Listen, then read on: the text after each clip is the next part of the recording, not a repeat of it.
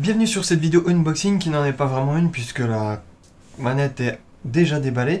Pour une raison très simple, c'est que je l'ai déballée de manière fébrile parce que je voulais absolument la tester et puis aussi la voir parce que voilà, c'est quand même une nouvelle manette pour une nouvelle console ou, ou le PC, ce qui est mon cas. Donc du coup, ce qu'il y a de bien, c'est que, étant donné que après la vidéo unboxing que je ne peux pas du coup vous poster, j'ai eu quelques petits soucis que je vais pouvoir en parler immédiatement. Donc vous aurez un retour très rapide sur un laps de temps très court, mais voilà, il y a des petites choses qui me semblent évidentes et qui n'ont pas été faites. Donc rien de spectaculaire, donc la manette qui a été présentée dans tous ses moindres recoins par tout le monde. Donc voilà, ça ressemble beaucoup à la manette Xbox 360, bien que j'ai l'impression qu'elle soit moins large. Enfin, après c'est peut-être une impression, il faudra mesurer, peut-être que c'est juste 2 microns et ça change tout, c'est la matière aussi parce que le plastique, le revêtement n'est pas identique, ça reste toujours du plastique mais voilà, le revêtement n'est pas le même. Ensuite, ce qui est bienvenu, c'est le fait qu'il y ait des grippes ici. Bon, par contre, ce qui est sûr, c'est que ça va se crader très rapidement. Pour ceux qui jouent beaucoup, vous savez de quoi je parle. Parce que là, c'est que des petits recoins. Donc, bon, ça adhère bien, mais ça va très vite être crade. Là, c'est dommage. Ça, c'est un truc que j'aime pas trop. C'est que c'est une surface lisse. Donc, c'est pareil, ça va être très crade en très peu de temps. Ensuite, qu'est-ce qu'il y a à noter? Ah, là, il y avait le bouton Start et Menu, il me semble, autour du... enfin, de chaque côté du bouton du logo Xbox. Là ça a changé, maintenant c'est plus qu'un seul bouton, il n'y a qu'une seule couleur et une seule lumière pour vous indiquer que vous êtes connecté. Donc là c'est pour le multiview, ça ne marche que sur Xbox One. Sur Windows ça ne fait absolument rien. Ça c'est le bouton menu. Ce qui est bien aussi, c'est, j'ai l'impression, après c'est peut-être qu'une impression, mais il me semble que Xbox a complètement abandonné la manette filière, c'est-à-dire que maintenant elles sont toutes sans fil. Vous pouvez tout de même la connecter, mais voilà, elle peut fonctionner sans fil et ça c'est plutôt sympa, quoi. Il n'y a plus de questions de ce côté-là. Vous avez la possibilité de connecter avec un bouton, enfin de faire du pairing. Ensuite, qu'est-ce qu'il y a à noter, c'est que aussi les gâchettes ont changé de forme, ce qui est plutôt sympathique parce que là, je suis plus confortablement entre guillemets assis avec ces manettes qui ont été retravaillées. C'est plutôt cool. Voilà, donc après il y a l'aspect esthétique. Ce qu'il y a de bien, c'est qu'ici il y a une prise jack. Donc en théorie, on peut connecter notre câble et enfin notre casque directement dessus. C'est plutôt sympa. Ici, il me semble qu'il y a du micro HDMI. Ou alors je me plante, hein, je suis pas très fort dans les connectiques. Mais bon, ça a changé et ce qui est plutôt sympa parce que sur la précédente, il y avait un connecteur mais qui était fait made in Microsoft, donc en gros, c'est un peu à la façon d'Apple avec leur chargeur. Faut aller chez eux et vous devez payer s'ils le veulent en fait, selon leur prix qu'ils imposent. Donc des fois c'est un peu abusé et là c'est plutôt cool, ils sont passés sur du truc plus classique, jack, n'importe quel, bah, c'est un standard quoi. Et là c'est du micro HDMI, non, micro HDMI, n'importe quoi. Micro USB, donc standard industriel qui est maintenant exploité pratiquement par tous, ce qui est plutôt cool au niveau des câbles parce qu'on en prend un seul et avec celui-ci on maîtrise tout ces appareils. Un peu à la façon Seigneur des Anneaux, un seul anneau pour les gouverner tous. Bah là, c'est un seul câble pour tous les charger. Voilà. Donc, 2 piles, ça c'est plutôt sympa. 2 piles. Pourquoi c'est sympa? Parce que les batteries, c'est une histoire de support. Les batteries se déchargent et puis, ben, si jamais le constructeur vous fout des prix de fou, bah, vous êtes obligé de payer si vous voulez garder l'appareil. Ou alors, si jamais il n'y a plus de support, ben, vous l'avez dans le cul. Aussi con que ça. Et les piles, c'est universel, donc c'est ça qui est cool. Voilà. Donc pour ce qui est de la boîte, rien de plus classique. Hein, une boîte très sobre avec leur nouvelle politique chez Microsoft depuis Windows 8. Donc voilà, rien de spécial. De toute façon, je l'ai vidé.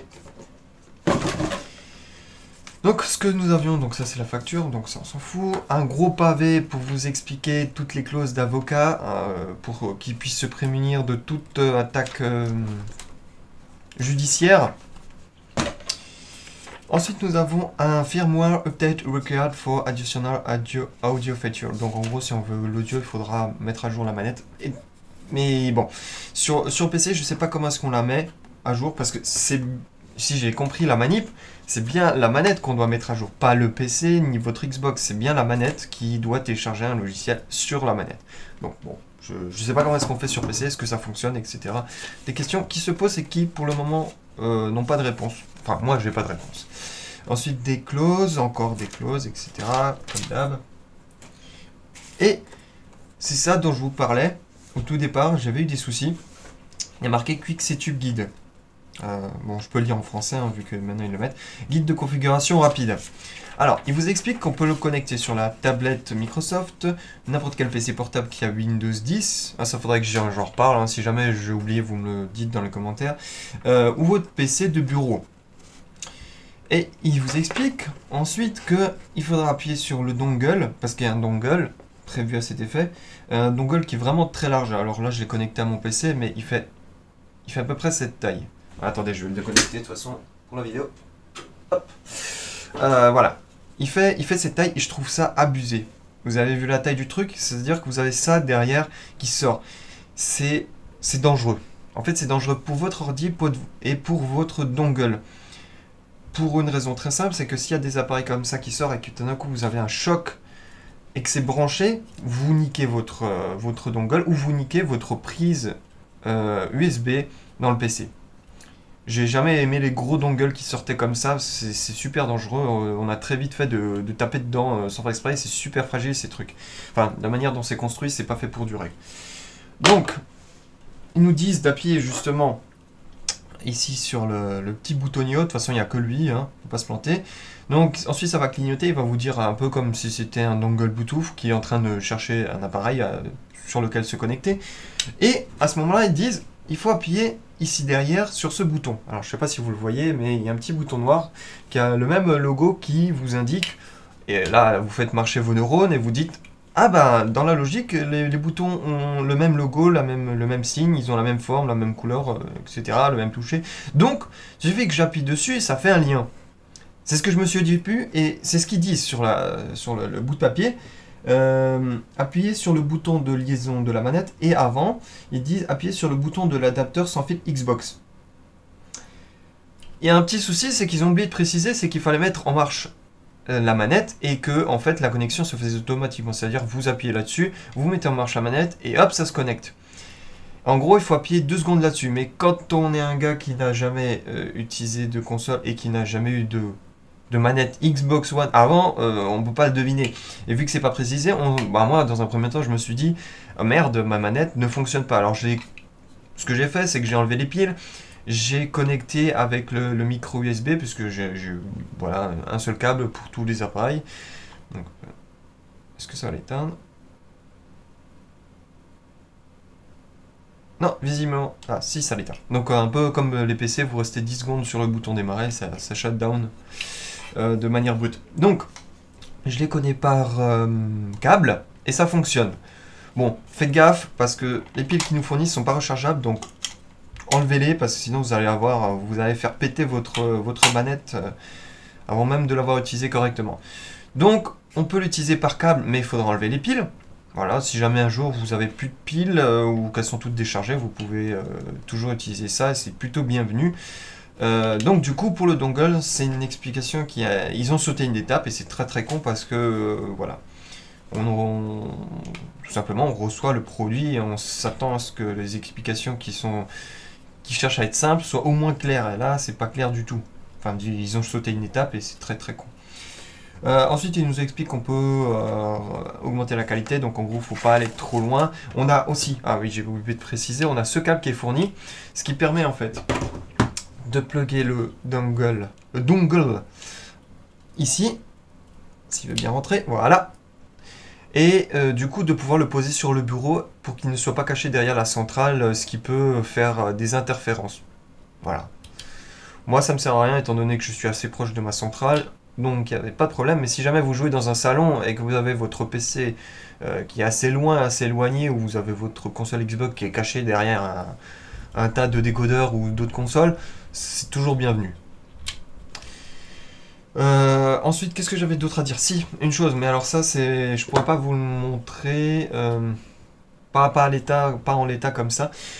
Une petite chose à noter, c'est que j'ai déjà eu la console, non pas la console, la manette Xbox 360 en main, et l'aspect vibration était absolument génial. J'ai trouvé que c'était monstrueux. Je me suis dit, bon, si je prends encore la manette qui est plus évoluée, on aura encore un truc encore meilleur.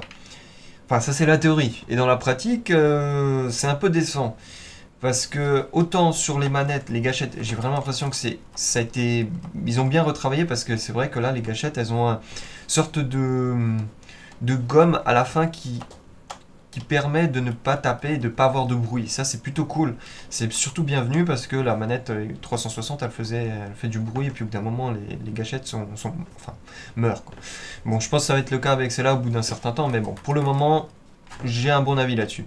Par contre, il y a un truc sur lequel j'ai un avis qui est pas top du tout, c'est le système de vibration.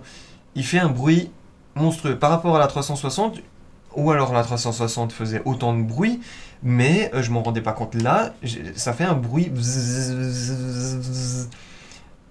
et ça s'entend. Et quand on est dans un jeu, ça fait tilt. C'est-à-dire que c'est putain, mais il fait chier ce bruit, il fait chier. Et on n'arrive pas à se concentrer dans le jeu. En fait, ça nous fait sortir du jeu. Par exemple, moi, j'ai surtout acheté pour pouvoir jouer à Dirt Rally. Moi, à chaque fois que j'entends ce bruit, bon, je m'y suis plus ou moins habitué, mais ça n'empêche que ça fait chier d'avoir ce petit bruitage électrique qui est présent et qui te rappelle que oui, t'as une manette entre les mains et c'est une manette, quoi, c'est pas un jeu. Malgré que le jeu soit très très bon, c'est un truc décevant de ce côté-là, ça fait du bruit. Donc, pour le moment, la seule chose qui déçoit vraiment, qui soit remarquable du côté négatif, c'est le bruit du moteur de vibration. Pour tout le reste, pour le moment, je suis satisfait. Je verrai avec le temps si je change d'avis. De toute façon, je ferai une vidéo récapitulative comme je fais pour certains autres appareils. C'est-à-dire quelques mois plus tard, je ferai une vidéo finale, un verdict final pour vous dire voilà ce qui s'est passé entre temps, s'il y a des boutons qui se sont disjonctés. Parce qu'évidemment, quand on sort l'appareil, le but d'un constructeur, c'est qu'on achète l'appareil, qu'on soit content pendant un mois, et puis après, si on n'est plus content, de toute façon, ils s'en foutent, parce que si on poste un avis, on le poste généralement après avoir ouvert la boîte. Et généralement, dans ce genre de cas, c'est très rare qu'il y ait un appareil qui soit mal foutu. Par contre, au bout d'un mois, on voit si l'appareil était conçu pour durer ou pas. Et voilà. Donc d'ici 3-4 mois, voire même un peu plus, je posterai un verdict final et on verra si ça vaut vraiment le coup d'acheter ou peut-être de rester sur une manette Xbox 360 qui a peut-être ses défauts mais qui au moins fait pas cheap, quoi. Là ça fait très très légèrement cheap. Un peu plus que la 360 qui me semble un peu plus solide, mais bon. Après c'est juste une histoire d'avis et puis on verra avec le temps. Excusez-moi. Donc j'ai rien d'autre à dire. N'hésitez pas à laisser des commentaires si vous avez vous aussi des retours sur cette manette, des avis positifs ou négatifs. Et moi je vous dis à plus.